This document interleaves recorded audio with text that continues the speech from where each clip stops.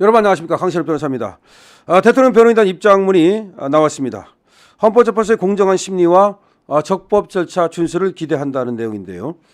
너무 당연한 거 아닙니까? 오늘 선고하기로 했던 마은혁 관련 선고가 무기한 연기되고 또 변론이 다시 잡히고 이런 일이 있는데, 알고 보니까 말이죠, 선고 2시간 전에 최대행 측에서 신청한 것이 받아들여져서 선고 기일을 연기했다는 것인데요.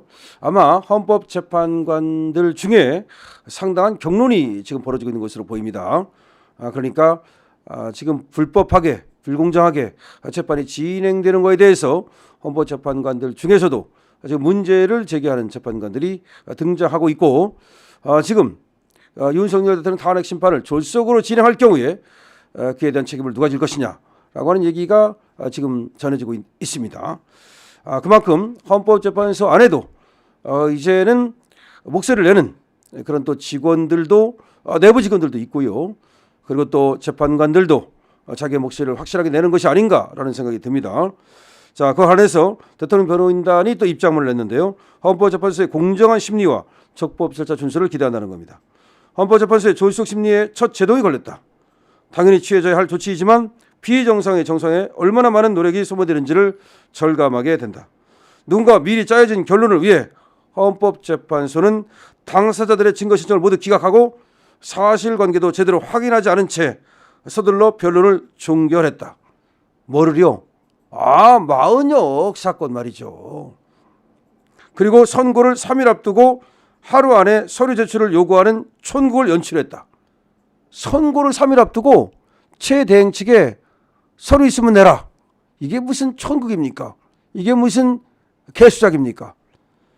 선고 당일에 선고를 연기하는 다급한 모습에서는 최고 헌법 해석기관으로서의 권위와 신중함은 찾아볼 수 없었다. 대통령의 체포에만 급급해 위법사와 불법 행위를 자행한 공수처의 미숙함과 크게 다르지 않았다. 더욱이 헌법재판소가 대통령 권한대행에게 헌법재판소의 결정을 따르지 않을 경우 헌법과 법률을 위반한 것이라고 경고한 것에 대해서는 여전히 헌법재판소가 사태의 본질을 제대로 파악하지 못하고 있다는 아쉬움을 남게 한다. 지금 헌법재판소가 얼마나 웃긴 얘기를 했냐면, 자기들이 결정을 할 경우에 그걸 따라야 된다, 그렇게 경고를 했다는 거예요. 따르고 안 따르고는 그거는 제 대행이 알아서 하는 거지, 니들은 선고만 하면 되는 거야. 그러니까 이것들이 지금 우연으로 이렇게 이제 판결을 하려고 했는데, 그리고 이제 그래도 최상목 권한대행이 안 따를 것 같으니까 우리가 하면은 따라야 된다, 그런 경고를 했다는 겁니다. 기가 막히지 않습니까? 문제의 본질은 헌법재판소의 공정성이다. 그동안 헌법재판소의 우연결정에 불구하고 국회가 개정하지 못한 법률은 43건이고, 국회가 우연이라 했는데 아직도 개정 안 하는 법률이 43건이야. 안 따르고 있는 게. 그중 헌법재판소가 정한 개정시한이 지난 법률안은 8건이나 된다. 법률의 우연으로 인한 심각한 법적 공백 상태가 발생하였는데 헌법재판소가 국회에 대하여 헌법과 법률을 위반한 것이라고 명시적으로 경고한 적이 있었던가? 한 번도 없어. 그냥 헌법재판소는 우연이다, 헌법으로 합시다, 그렇게만 말했을 뿐 왜 안 하느냐, 국회한테 그렇게 말한 적이 없어요. 그렇게 말할 권리가 없으니까요. 대통령 권한대행의 헌법재판관 임명권은 헌법이 대통령에게만 부여한 권리이며 권한대행이 이를 행사할 수 있는지에 대해서는 여전히 논란이 많은 상황이다. 실제로 박근혜 대통령 탄핵심판 당시 민주당은 권한대행이 헌법재판관을 임명해서는 안 된다고 주장했고, 황교안 대통령 권한대행은 이에 따른 바 있다. 8명으로도 탄핵심판이 충분히 가능한데도 굳이 9인 체제 완결을 밀어붙이고 헌재의 결정을 따르지 않으면 헌법과 법률 위반이라고 강변하는 이유가 무엇인지 국민들도 이미 알고 있다. 이러니 헌법재판소의 공정성이 의심을 받는 것이다. 재판관이 심리의 공정성과 정책 중립성을 망각하며 특정한 목적을 가지고 무리하게 결론을 내려 한다면 국민이 그 결과를 결코 신뢰할 수 없다. 지금 국민들은 헌법재판소가 대통령 탄핵 인용을 결정해 놓고 이를 위해 절차에 맞지 않는 헌법재판관 임명까지 졸속으로 밀어붙이는 것이 아니냐는 의구심을 제기하고 있다. 공정하고 믿을 수 있는 심리를 바라는 국민의 기대에 헌법재판소가 적극적으로 대답할 때이다. 많이 참고 말이죠. 쓴 이런 성명문입니다. 정말로 헌법재판소가 하는 행태를 보면 이거보다 더 강하게 얘기할 수도 있는데요. 지금 변호인단이기 때문에 이 정도로 얘기하는 겁니다. 하지만 지금 많은 국민들은 헌법재판소에 대해서 아주 강타하고 질타하고 있다는 걸 알아야 됩니다. 헌법재판소가 국민을 위해 있습니까? 그렇지 않습니다. 헌법재판소 역시 공무원에 불과해요. 시빌 서번트입니다. 국민의 종이에요. 그러면 말이죠. 국민이 바라고 원하는 재판을 해야 될 거 아닙니까? 국민이 원하고 바라는 재판은 뭡니까? 공정한 재판입니다. 그런데 말이죠. 자기들은 엉터리로 재판해 놓고 나서는 최상무 권한대행이 그렇게 무슨 뭐 만만해 보입니까? 대통령이 아니고 권한대행이니까 아이 너무 권한대행 따위가 뭐 그겁니까? 아니 헌법재판소는 말이죠. 자기들이 그냥 판결만 하면 되는 거예요. 그것도 공정하게.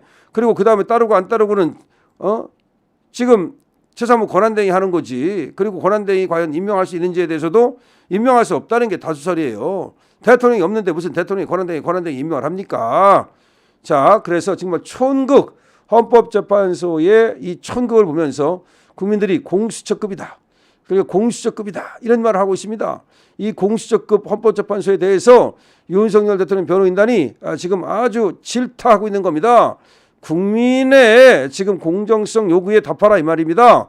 국민의 요구에 답하라. 헌법재판소가 무슨 뭐 대통령 위에 군림하는 뭐 국민 위에 군림하는 그런 기관이 아니다.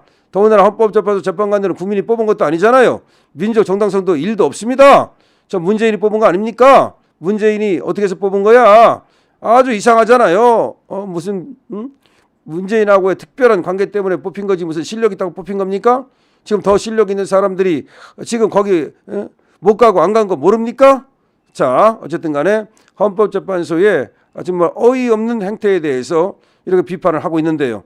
이게 3일 전에 말이죠. 우리 최상무 권한대행한테 뭘 내라 그랬다는 거야. 뭐라 그거잖아 그거. 지금 각하 다시 말해서 소송 요건을 갖추지 못했다. 이에 대한 의견을 내라 뭐 그랬겠죠. 뭘 내라. 그래놓고 나서는 이제 그 하루만 줬다는 거야. 하루 만에 내라고. 세상에 하루 만에 내는 게 어딨어. 거기도 준비를 해야 되고 거기 최상무 권한대행도 얼마나 바쁩니까? 그다음에 그 변호인이라 해서 뭐 무슨 뭐 아파서 뭐 못할 수도 있는 거고 하루 만에 뭐 내라고 해놓고 나서는 그러고서는 당일날 말이죠. 그것도 오전에 선고기일을 연기하는 이런 처언극을 빚었습니다. 그러니까 공수처급이라는 얘기를 듣는 거죠. 헌법재판소 해산 요구가 나오고 있습니다. 이번에 공정하게 재판해야 됩니다. 윤석열 대통령 탄핵 심판 이것이야말로 헌법재판소의 존재 이유와 존재 계속 이유를 그야말로 시험해 볼 수 있는 가늠자라고 할 수 있겠습니다. 자, 공수처급 헌법재판소의 촌극 여기에 대해서 윤석열 대통령 변호인단의 입장문 여러분께 전해드렸습니다. 윤석열 대통령 변호인단 고군분투하고 있습니다. 잘하고 있습니다. 그리고 이번에 사실상 1승 했습니다. 앞으로 계속해서 윤 대통령 변호인단의 승리가 있을 것을 믿습니다. 여러분 이 영상 많은 분들이 봐야 되겠죠? 공유와 구독 부탁드립니다. 강실업 TV입니다.